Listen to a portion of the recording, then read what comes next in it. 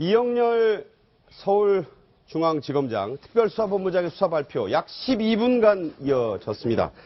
핵심적인 내용, 박근혜 대통령과 안종범, 최순실 안종범 이 두 사람 간의 공모관계가 있다. 그래서 수사를 계속할 것이다. 이 부분이 되겠고요. 또 하나, 두 사람에게 강요죄가 각각 추가됐다. 매우 간략한 내용이지만, 자, 먼저 가장 중요한 내용입니다. 자, 대통령에 대한 언급이 짧았지만 의미는 있다고 보는데, 예. 공모관계가 있다. 어떻게 봐야 됩니까? 결국 지금 이제 최순실의 우리가 크게 세 사람의 그 피의 사실을 지금 정리를 해보면 최순실 같은 경우는 774억 이거를 모금한 것 자체가 강요죄다. 직권 남용이다. 그러니까 두 사람이 그리고 안종범 경제수석하고 그 다음에 최순실 씨가 서로 공모관계에 있다. 이 내용이고요. 그 다음에 중요한 거 하나는 정우성 씨가 무려 180건의 이메일 그 다음에 인편으로 주든지 뭐 등등으로 팩스로 주든지 해가지고 그 중에 47건이 공무상 비밀 누설주다. 이것도 박근혜 대통령의 공범관계가 같이 있다는 거를 얘기를 한 겁니다. 네. 여기에 오늘 그동안 예상하고 좀 다른 부분은요. 그동안 많이 나왔던 제3자 뇌물 혐의 그 부분은 지금 현재는 직권남용 그리고 강요죄로만 하고 좀 이거는 형량이 좀 낮은 거죠. 네. 이수희 변호사가 나중에 자세히 설명을 하겠지만은 그리고 대신 제3자 뇌물죄에 대해서는 앞으로도 혐의를 두고 계속적으로 수사를 하겠다 이렇게 정리를 했습니다. 자, 이 변호사. 예. 지금 말씀한 대로 이 대통령이 사실상 피의자로 확정된 멘트로 봐야 되겠죠?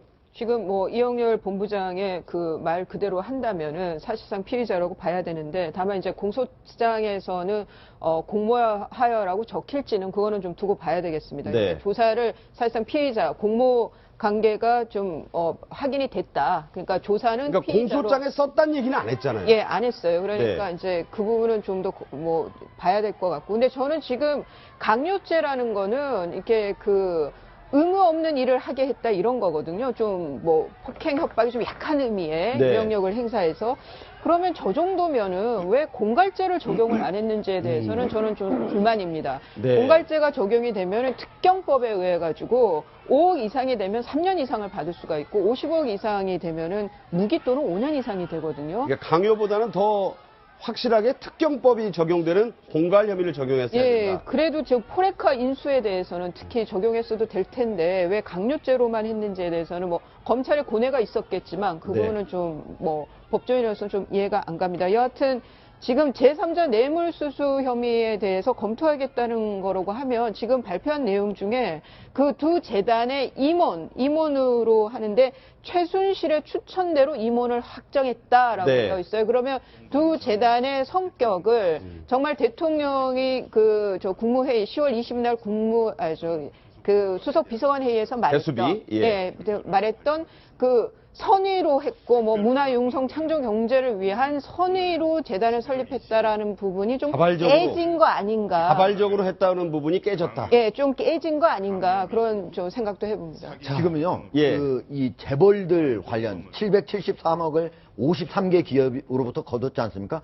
그 부분과 관련해서 뭐 일각에서는 뭐 재벌도 공범이다 이런 얘기가 나왔지 않습니까? 그런데 검찰에서는 이 부분은 경영상 불이익을 받거나 또는 세무조사를 받을 것을 우려해서 그렇게 한 것이다라고 해서 재벌들은 피해자로 본 것입니다. 이거는 네. 그러니까 검찰의 생각하고 일반인들의 생각은 좀 다르다는 걸 말씀드립니다. 예, 두 분의 이제 법리적인 분석이 있었는데 법감정과 국민들의 이제 어제 촛불 집회까지 한 분 이 시민들이 볼 때는 미흡하다고 느끼지 않을까요?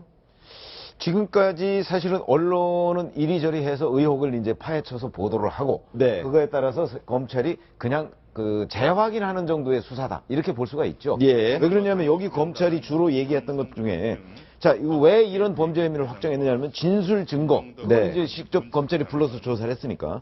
그다음에 업무 수첩이라는 건 다 알려진 내용 아닙니까? 그렇죠. 지금까지 예. 안종범 수석이 수첩을 제출했는데 그 수첩에 안종범 보면 메모. 예. 그렇죠. 안종범 메모. 거기에 보면 박근혜 대통령이 지시한 내용을 깨알같이 적었다는 거 아니겠습니까? 네. 그래서 그거는 아주 유력한 증거가 되는 것이고, 그다음에 휴대전화 녹음 파일이라는 것도 정우성 전 비서관이 박근혜 대통령의 거기 육성이 들어가 있지 않습니까? 네. 최 선생님한테 컨펌했나요? 뭐 그러니까요. 이런 부분에 육성이 들어가 있기 때문에 자 이거면은 우리가 지금까지 예상했던 내용에서 크게 벗어나지 않았다. 네. 그러니까 이제 검찰이 자 여기서 조금 더 나가서 지금 이제 미흡하다고 하는 부분이 있지 않습니까?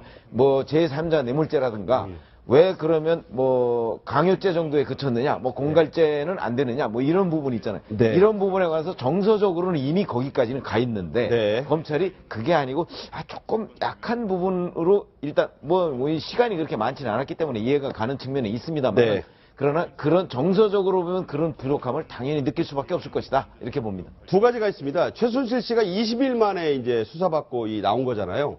시간적으로도 검찰은 특검 얘기를 했고 계속 수사하겠다는 얘기를 하지 않았습니까? 그렇습니다. 이렇다면 이제 공이 대통령을 사실상 피의자로 보고 공모관계, 공범관계를 인정한 뒤에 공을 특검으로 넘겼다 이렇게 볼 수 있겠죠? 당연히 그렇죠. 그리고 이제 한 2주 정도 걸릴 것으로 국회에서 예상되는데요.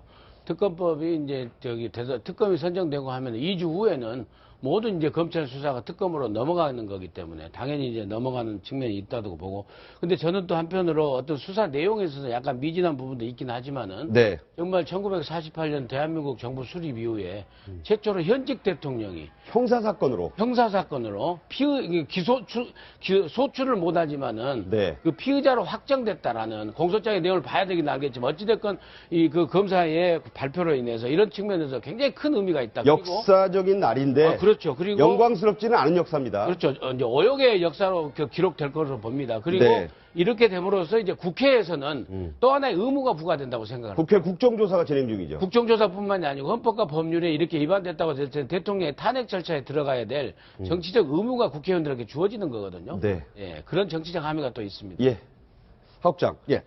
닷새 전에 유영하 대통령 변호인과 김순환 검찰총장이 서로 이제 공방을 벌였어요. 오늘 이제 조사 결과 발표를 앞두고 양쪽의 입장을 들어본 건데 이것을 들어보고 얘기를 나누겠습니다.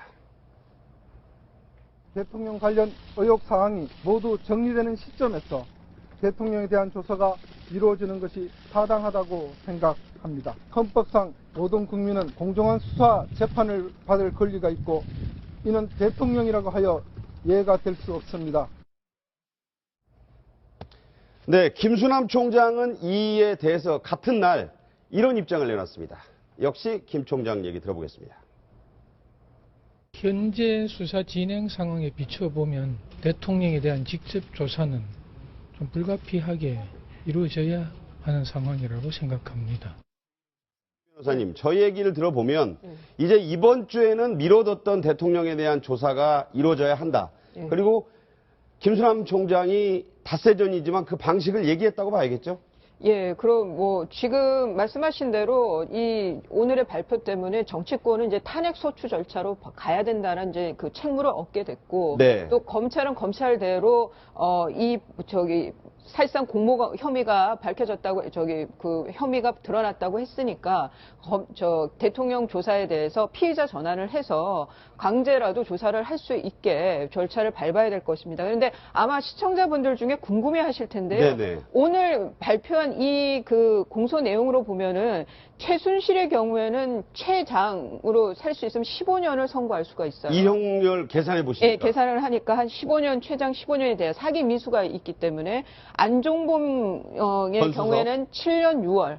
이 최장이고요. 정호성은 2년입니다. 그럼 이 형량이, 그러니까 최고로 그러니까 선고가 났을 때. 법정 최고 형량이 그렇단 말씀이잖아요. 예. 그걸 국민들이 어떻게 받아들일지. 예, 이거는 네. 이제 예. 그 결국은 제3자 뇌물죄가 적용되느냐 안 되느냐에 따라서 달라진 건데 네. 제3자 뇌물죄가 적용되게 된다면은 무기징역까지도 이제 가능하게 되는 거죠.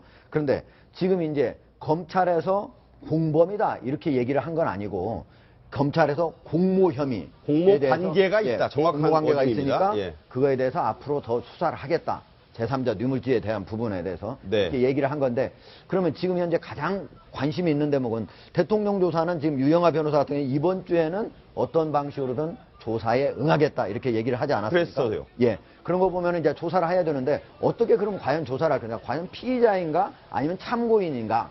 이렇게 많은 국민들이 궁금해하실 텐데 지금 검찰 발표로만 보면은 이미 공모관계가 있다고 했기 때문에 이건 피의자 사실상 이제 처음에 들어올 때는 대통령이 들어오실 때는 그냥 참고인으로 들어오실지 모르더라도 실제로 조사를 받게 되면은 사실상 피의자로 되는 거죠. 네. 피의자하고 참고인은 어떻게 다르냐면 피의자는 반드시 신문 조서를 받습니다. 신문이라는 거는 질의하고 응답하고 이렇게 해가지고 캐 묻는 겁니다. 그냥 묻는 게 아니라 참고인은 진술 조서라고. 말 그대로 신문이죠. 예. 물으면 그냥 답하면 되는 거지만 이거는 뭐뭐 의혹이 있으면 캐 물어야 되는 겁니다. 그리고 피의자 같은 경우는 반드시 이거는 형사 소출을 목적으로 하는 거기 때문에 변호인을 조력을 받을 권리라든지 아니면 미란다 원칙이라든지 이런 등등 무기권을 행사할 권리라든지 이런 것들을 반드시 고지하고 그 다음에 이 내용이 나중에 모두 날인을 하게 되고 이 내용은 설령 지금 현재 반드시 피의자가 아니라도 피의자성 참고인 진술조서를 받아가지고 나중에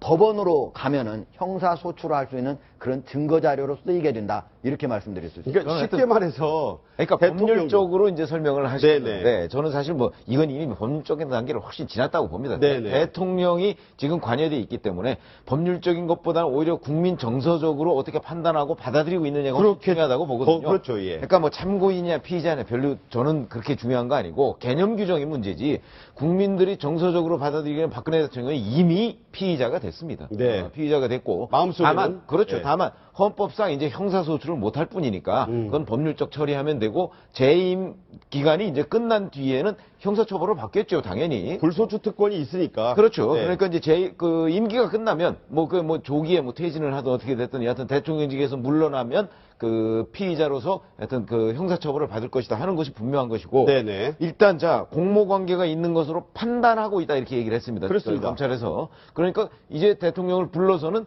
이 판단을 재확인하기만 하면 되는 거거든요. 팩트 체크하는 거죠. 그렇죠. 체크해서 설령 대통령이 다 부인을 할지라도 아마도 그 지금 현재 다른 사람들의 증거만으로. 진술이나 이런 증거만으로도 저는 충분히 피의자로 되고 그다음에 형사처벌을 받을 정도의 근거는 마련이 된 것이다 이렇게 보면 네. 이제 각자 검찰은 여기서 수사를 계속 벌이고 정치권은 정치권대로 네. 이 결과를 토대로 해서 뭐 탄핵이면 탄핵 또 이제 뭐 헌법상에는 없는 거지만 뭐 퇴진 주장은 뭐 여전히 할 수 있는 거니까 네. 그런 쪽으로 각자 역할을 해야 된다 이렇게 봅니다. 자, 민 원장님, 이제 뭐 계속 얘기는 이어질 겁니다. 특검도 얘기가 나와야 되고 정치권의 선택도 이제는 답지가 좀 줄어드는 거 아니겠어요? 그렇습니다. 그래서 어찌됐건 간에 법률적인 용어를 떠나서 국민 정서 입장에서는 현직 대통령이 범죄 혐의자가 된 겁니다. 네. 그렇기 때문에 국회에서는 여러 가지 이제 그런 절차를 밟을 수밖에 없고 선택지가 여러 가지가 되는데 우리가 이제 뭐 동아일보에서도 얘기를 하고 여러 가지 가장 중요한 문제가 이 상태에서 대통령이 탄핵이 됐을 때 네. 대통령 권한 대행을 해야 될 총리의 문제가 네. 되는 거거든요. 그래서 헌법 71조에 준해서 대통령이 업무 수행을 할 수 없는 사고의 수준으로 보고 권한 대행으로서 정치권에 선정을 할 것인지 네. 아니면은 뭐 책임 총리나 포괄적으로 할 수 있는 어떤 그런 의미에서 뭐 총리 콘클럽의 얘기도 나오잖아요. 그렇죠. 그렇게 할 것인지 우선 총리 문제가 급선무가 되지 않을까 이렇게 보입니다. 오늘 발표로 정치권도 국민들도 26일에 있을 5차 촛불 집회도 다 긴박해지지 않았나 이런 생각을 합니다. 네 분과는 여기서 일단 얘기를 접겠습니다. 고맙습니다.